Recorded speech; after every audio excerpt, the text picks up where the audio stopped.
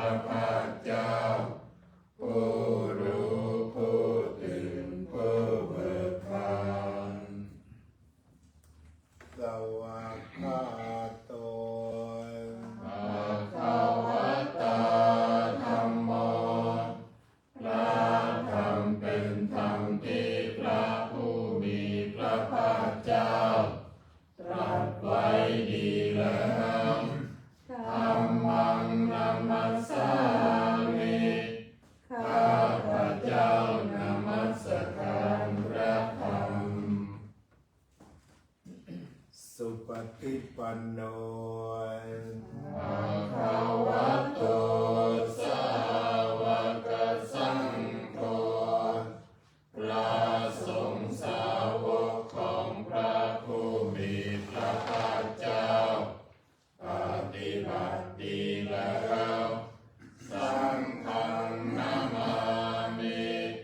ข้าพระเจ้านอบน้อมพระสงฆ์อันธรรมยังพุทธัสสะภะคะวะโตปุพพะกนมการังกะโรมะเสนะโมตัสสะภะคะวะโตขอ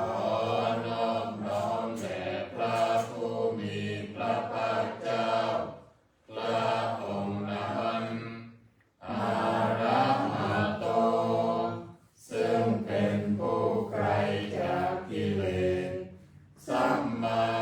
สัมพุทธัสสะตรัสรู้ชอบได้โดยพระองค์เองนะโมตัสสะภะคะวะโตขอนอบน้อมแด่พระผู้มีพระภาคเจ้าพระองค์นั้นอะระหะโตซึ่งเป็นผู้ไกลจากกิเลสสัมมาสัมพุทธัสสะตรัสรู้ชอบได้โดยพระองค์เองนะโมตัสสะภะคะวะโตขอนอบน้อมแด่พระผู้มีพระภาคเจ้า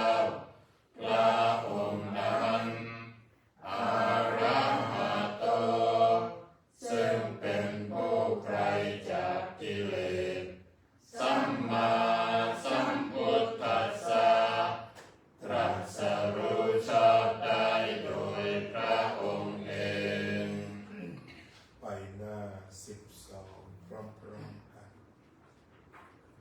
อันทะมะยังพุทธานุสติ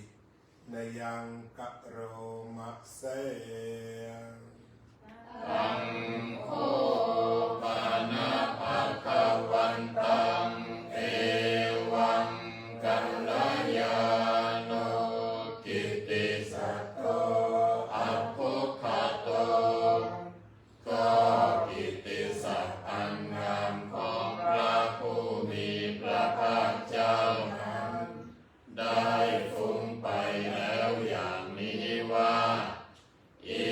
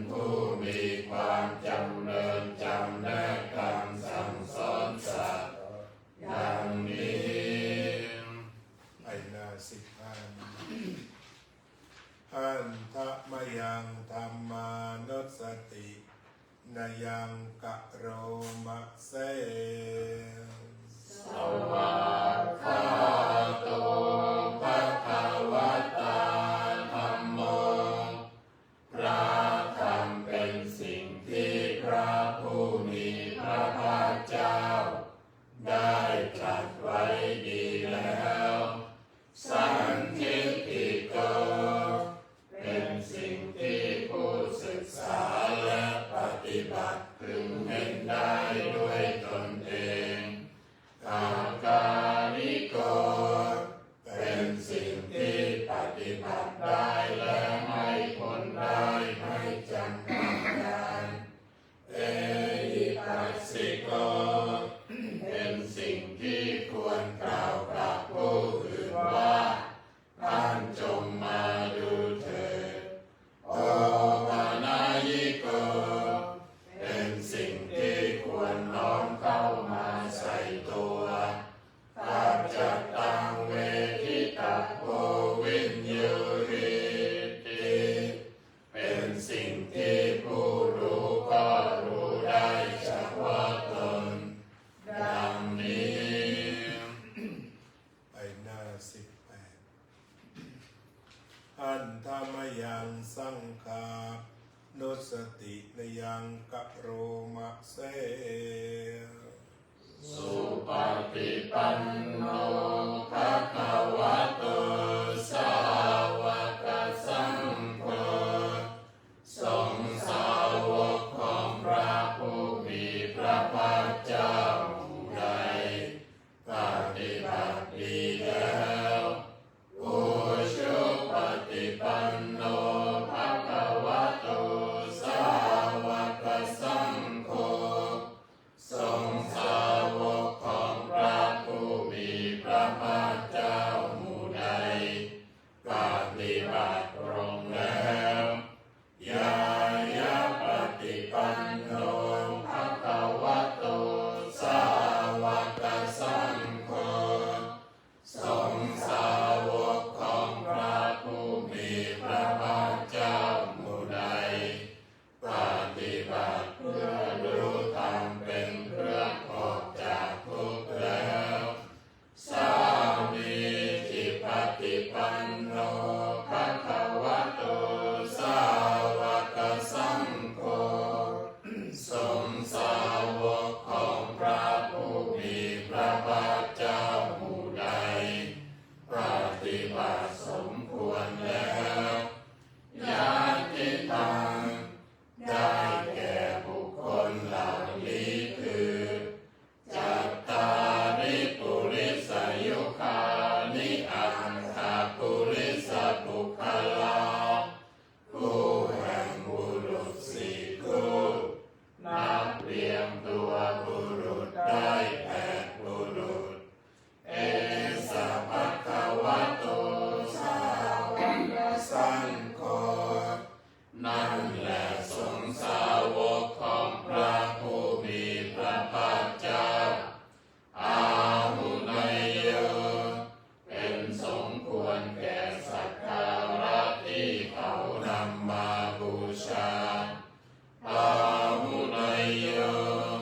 เป็นสมควรแก่สักการะที่เขาจัดไว้ต้อนรับทักขินยโยเป็นผู้ควรรับทักษิณาทานอัญชลีกรณิโยเป็นผู้ที่บุคคลทั่วไปควรทำอัญชลีอนุตตรังบุญญาเขตังโลกัสสาติเป็นเนื้อนาบุญของโลกไม่มีนาบุญอื่นยิ่งกว่าดังนี้ต่อไปก็จุดนัดท็อปหน้า46เป็นการสวดอริยมรรคมีองค์8ทางอันประเสริฐเป็นบทที่เป็นมงคลที่สุดของพระพุทธองค์โดยจบได้นะ46พร้อมกันในจุดนัดท็อปอันนามายังอริยทังทิกะมัคคะปาทังปะนามะเสกายะเมวะอริโยอัตถังคิโกมัคโคหนทางนี้แลเป็นหนทางอันประเสริฐ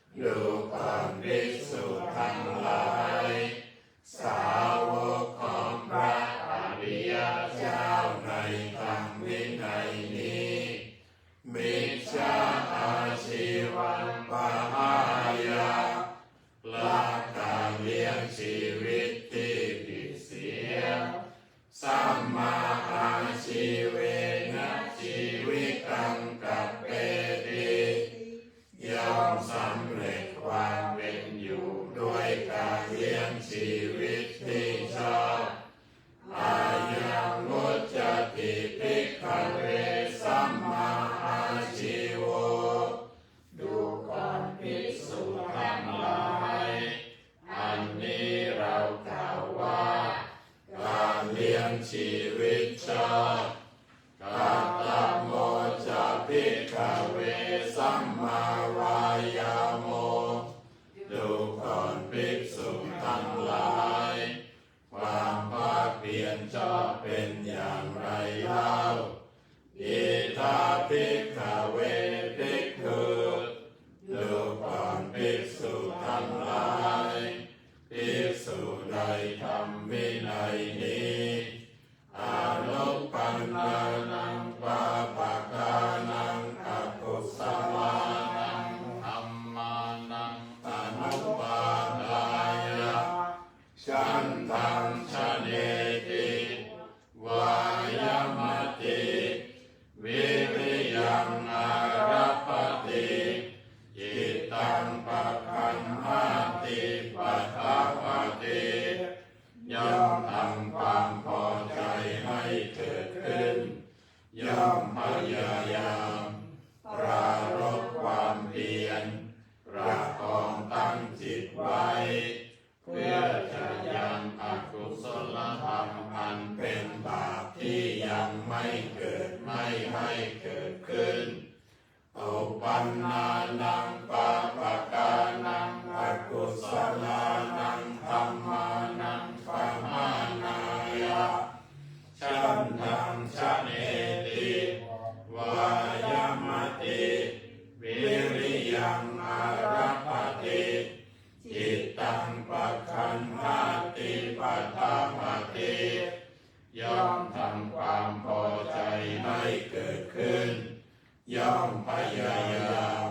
ปรารภความเพียรประคองตั้งจิตไว้เพื่อจะละอกุศลธรรมอันเป็นบาปที่เกิดขึ้นแล้วอานุปันนานังกุศลานังธัมมานังอุปาทายะฉันทังชะเนติวายามติวิริยังอารัปป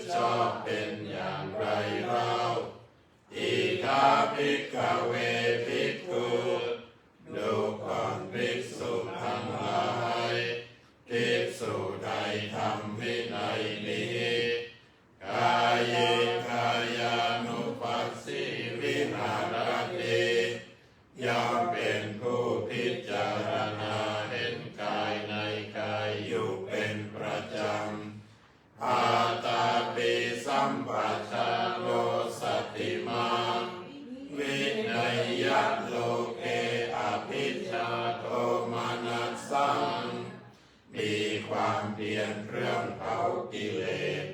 มีสัมปชัญญะมีสติถอนความพอใจและความไม่พอใจในโลกออกเสียได้เวทนาสุเวทนานุปัสสิวิหารติย่อมเป็นผู้พิจารณาเห็นเวทนาในเวทนาทั้งหลายอยู่เป็นประจำอาตาปิสัมปทานโนสติมาวินัยยะโลเกอภิชฌาโทมนัสสังมีความเพียรเครื่องเผากิเลสมีสัมปชัญญะมีสติ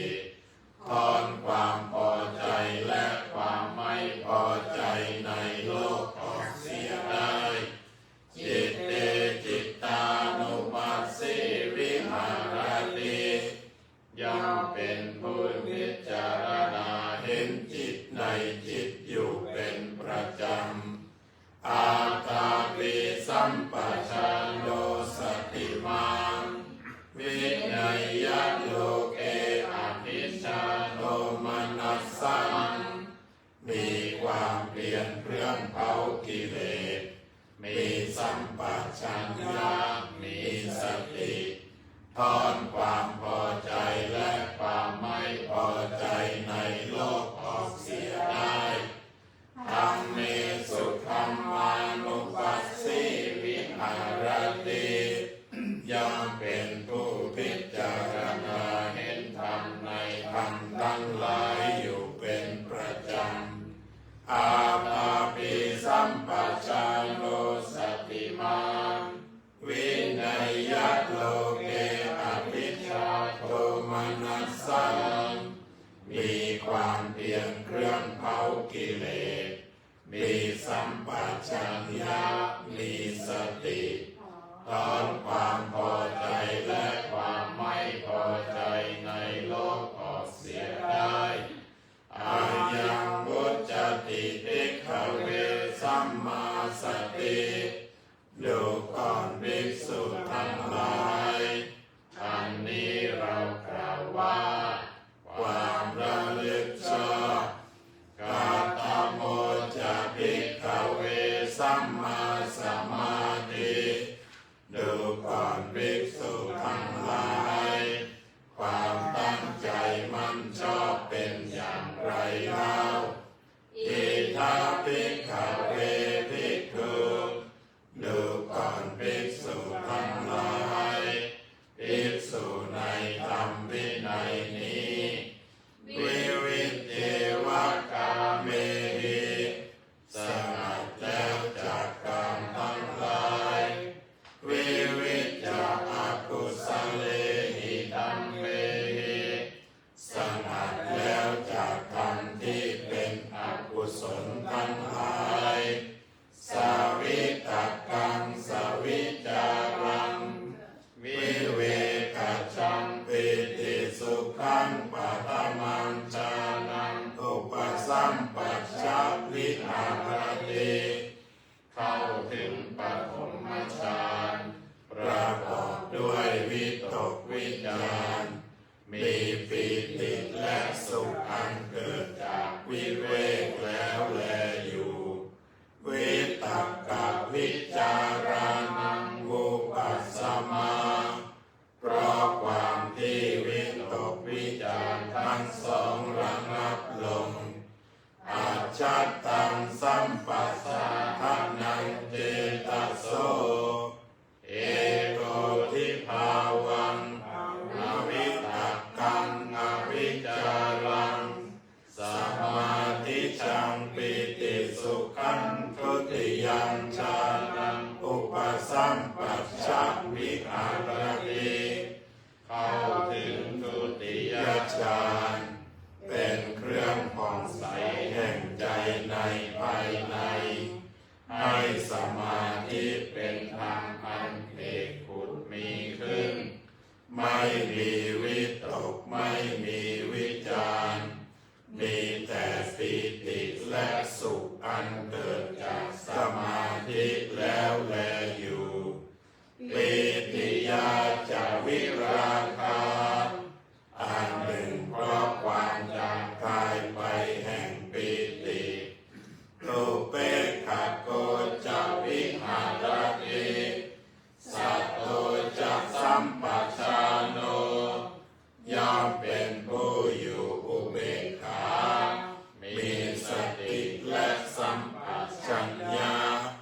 สุขันจักกายเยนะปฏิสังเวเดติและย่อมเสวยความสุขด้วยนามกายยันตังอริยอาติขันติโอเปขะโก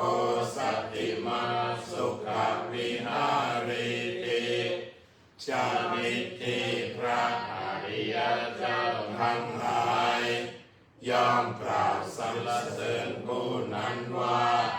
เป็นผู้อยู่อุเบกขามีสติอยู่เป็นปกติสุขดังนี้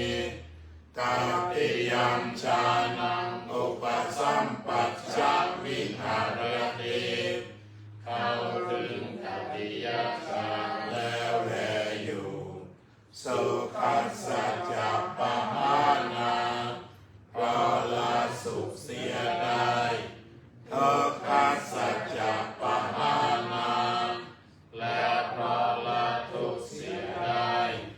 ปุเพวะโสมนัสสะโท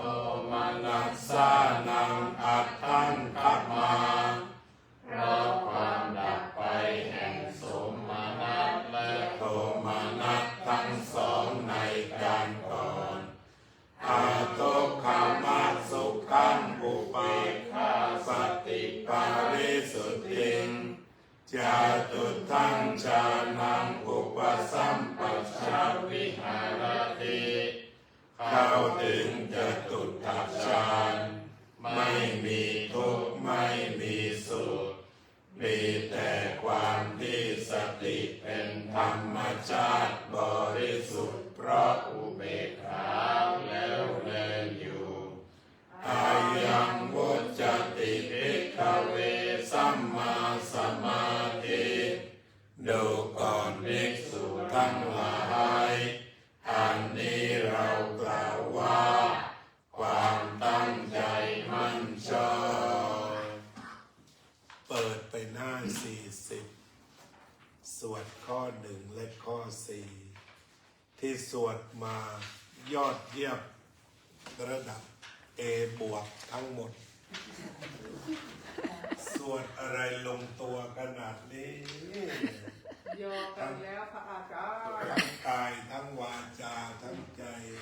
เหมาะที่จะรับภาชนะเป็นภาชนะทองรับพระธรรมอันยิ่งใหญ่คืออริยมรรคของพระพุทธองค์แล้วเอาต่อไปมาสวดอิมินากันนะหน้า40สุดยอดจริงๆเหมือนเดิมเจอคอมม่าตรงไหนหยุดตรงนั้นนะครับเรียบร้อยไม่กระโดดไม่ทุบไม่ตีข้าวเส้นอันดามายังอุติสนาดิตานากาตาโยปนามาเสอิมินาบุญญากรรมเมนา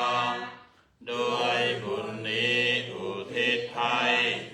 โอปัชฌายาคุณุตตราอุปัชฌาย์ผู้เลิศคุณ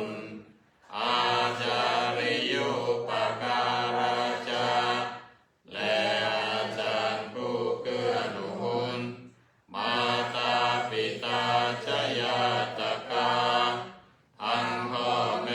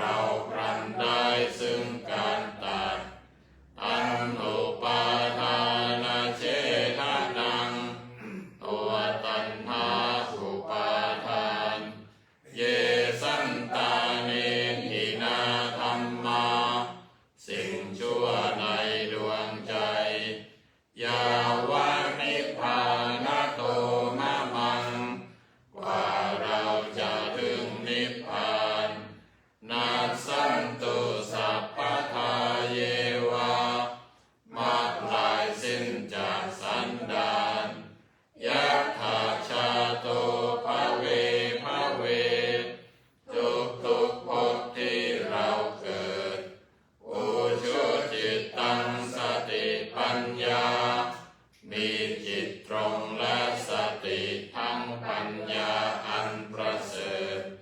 สันเลโกวิริยัมหินาพร้อมทั้งความเพียรเลิศเป็นเครื่องขูดกิเลสหายมาราระพันตุโลกาสังโอกาสอย่าพึงมีแก่หมู่มารสิ้นทั้งหลายกาตุนจากวิริเยสุเมเป็นช่องประทุษร้ายทำลายล้างความเพียรจุมพุทธานิปาวะโรนาโตพระพุทธผู้บวรนะธัมโมนาโตวารุตตโมพระธรรมที่พึงอุดมนาโตปัจเจกพุทโธจาพระปัจเจกพุทธสงฆ์สัมโฆนาโตตโรมะมังทบพระสงฆ์ที่พึงพยอมเตสุตตมานุภาเวนะด้วยอานุภาพนั้นมาโรกาสังละพันตุมาขอหมู่มารอย่าได้ช่องทัสสะปุญญานุภาเวนะด้วยเหตุบุญทั้ง10ป้อมมาโรกาสังละพันตุมาอย่าเปิดโอกาสแก่มารเถิดอะระหังสัมมาสัมพุทโธภะคะวะพุทธังภะคะวันตังอะภิวาเทมิสวากขาโตภะคะวะตาธัมโมธัมมังนัมมัสสามิสัพปฏิปันโนภะคะวะโตสาวกสังโฆสังฆังนามามิเดี๋ยวเรากลับมาสัก10 นาทีได้ไหม ได้ค่ะ ด้วยความซาบซึ้งแบบนี้สัก10 นาที This case was the one that we did it today ที่แบบว่ายาวอะ อ๋อ 46 แล้วไม่รู้ อ๋อชอบใช่ไหมเดี๋ยว I'm จะ trying to learn actually แต่เนี่ยอริยมรรคมีออกวง8 The Noble Eightfold Path in brief right view right thought right speech right action right livelihood right effort right mindfulness and right meditation เป็นภาษาอังกฤษอย่างนั้นก็ที่เราสวดเป็นภาษาไทยเพราะว่าไพเราะและก็ซาบซึ้งทุกบทสวดช้าๆเป็นการเพิ่มบุญนโยบายสำหรับวัดพุทธปัญญาเข้าพรรษาปีนี้เพิ่มความดีแก่ตนเพิ่มความรักและความสุขแก่คนใกล้ชิดเป็นแนวนโยบายเพิ่มความดีก็ทำเส้นที่นี่ไม่ชวนใครมากนักนั่นคือมีทำวัดสวดมนต์วันละ4 รอบรอบที่1 ตี 5สวดมนต์ภาษาอังกฤษถ่ายทอดสดจากพุทธปัญญาแชนเนลเวลา 11 นาฬิกาทำวัดสวดมนต์เช้าแปลไทยก็ถ่ายทอดทาง Facebook พุทธปัญญาชแนลเช่นเดียวกันแต่หลังจากมีสมาธิก็ตั้งใจว่าจะทำให้ได้ทุกวันอาจจะบ่ายโมงหรือเลทบ้างนิดหน่อยตามแต่วัยาวัจจะไม่คืองานอาสาบุญอีกส่วนหนึ่งจะสำเร็จอย่างวันนี้ก็สมบูรณ์ที่สุดหลังจาก ได้ร่วมกันปัดกวาดเช็ดถูชามถ้วยจานเก็บเข้าที่ แล้วก็ดูแลเสนาสนะที่อยู่อย่างเรียบร้อยสะอาดสะอ้านทางกาย แล้วมาชำระใจให้บริสุทธิ์นั่งสมาธิเสร็จก็มาสวดอริยมรรคมีองค์8กันเรียกว่าเพิ่มความดีภาคกลางคืนก็จะมีทำวัดสวดมนต์แปลเป็นภาษาอังกฤษจุดประสงค์ที่ทำอย่างนี้ก็เพื่อให้ในพรรษานี้ซึ่งจะเป็นการปฏิบัติตนฝึกฝนตนเองเป็นพิเศษแล้วเริ่มที่พระ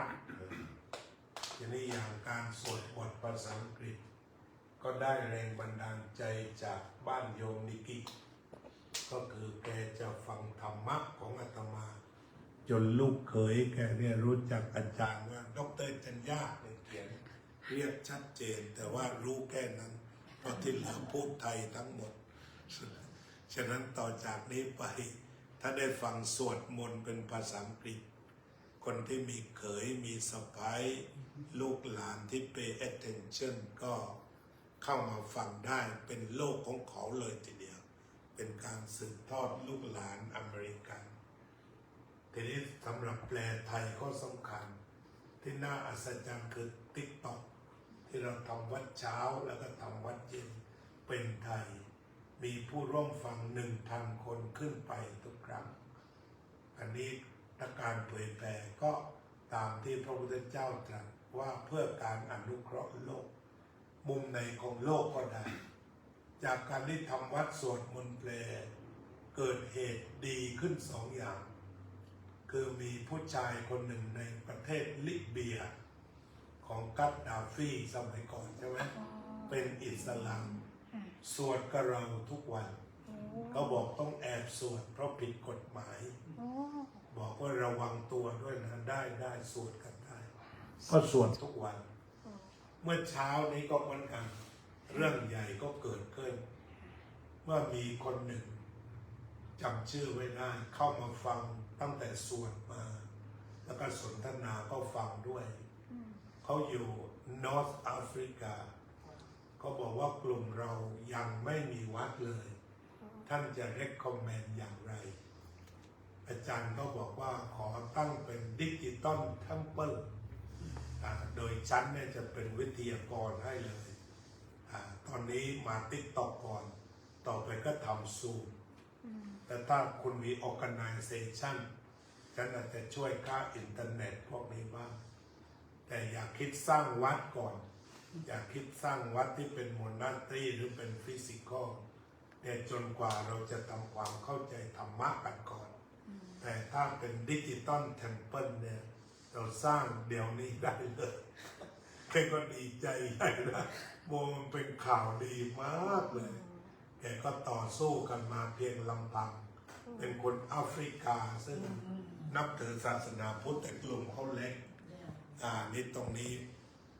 อนาคตอาจารย์ก็จะเอาเงินอาจจะร้อยเหรียญของโยม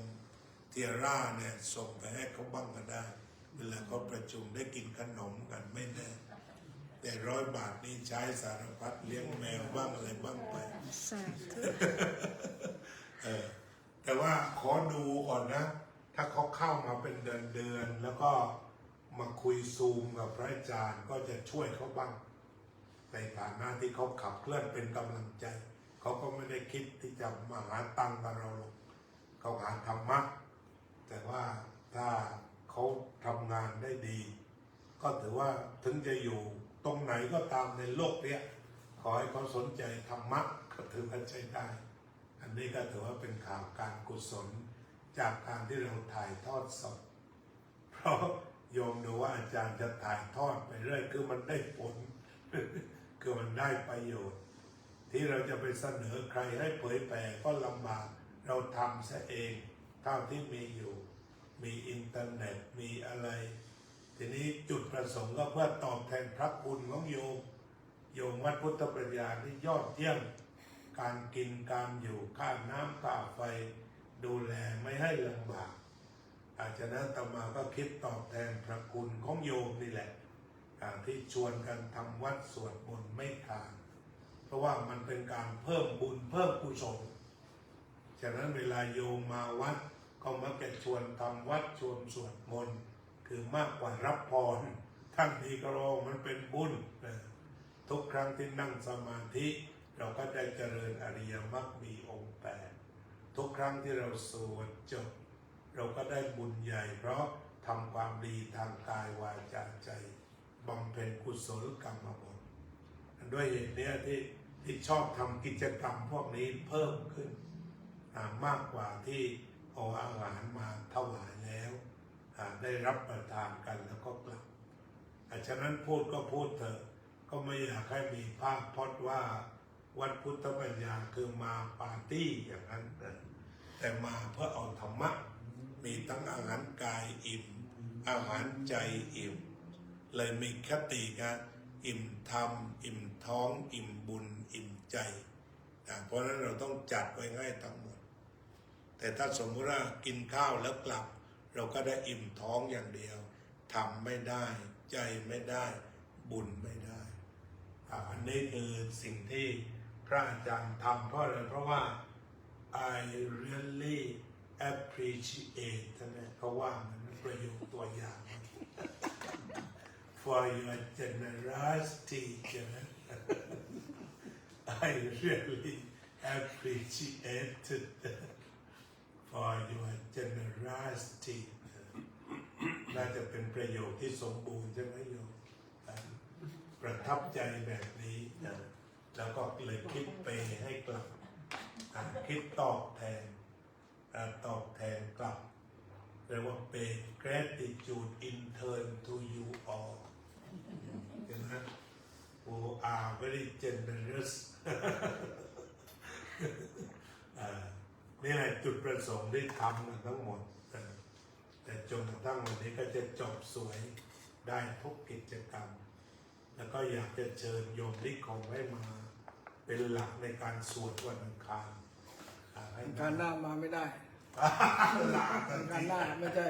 นัดช่างไว้ ไม่เป็นไรห้องน้ำนี่ใช้ไม่ได้ผมอาบน้ำข้างนอกอยู่อาทิตย์นึงแล้ว โอเคที่ถ้าวันจันทร์ไม่มีใครมาเลยก็ดีไปอย่างสวด2 องค์ก็จบดีแต่ต้องมีญาติโยมว่าการหน้าโน้นได้นอกจากมีหมอกับมีเนี่ย ภาษาปักใต้เรามาเป็นพวกควงไงหัวชัวในปักใต้เราว่าคนถือไม้นำเป็นอีเดียมเดียวมันจะไม่เข้าใจใช่ไหมเขาเรียกหัวชัวเดี๋ยวว่าชวนพี่ย่ำบวช3 เดือนเนี่ยไหนๆก็มาแล้วอ๋อเหรอไม่หรอกไม่ถามก็ดูเลยก็อนุโมทนานะวันนี้ได้บุญได้พอออกพอใจอิ่มอกเอ็นใจขอท่านสาธุชนทั้งหลายได้ประโยชน์ได้รุ่งโรจน์ปัจจุบันอนาคตได้งอกงามในธรรมะพระตถาคตกิเลสลดใจสบายคลายร้อนรนให้พ้นทุกข์พ้นโศกพ้นโรคภัยกระทำการใดๆสำเร็จผลมีความสุขท่ามกลางญาติและฝูงชนไม่ยากจนมีทรัพย์พอก่อสุข